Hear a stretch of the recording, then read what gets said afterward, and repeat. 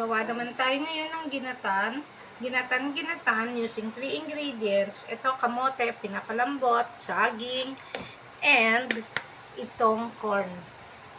Okay. Now, the saging. Meron pa yatang buo. Okay.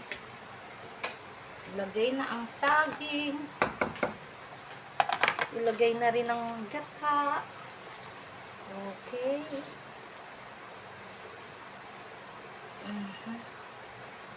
And, aray ko. And the asukar.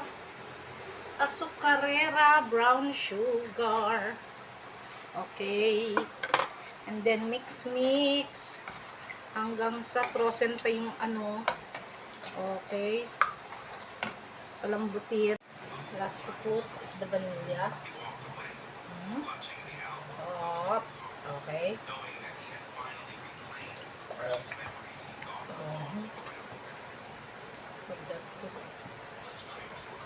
Let's just wait for it to finish cooking. Okay.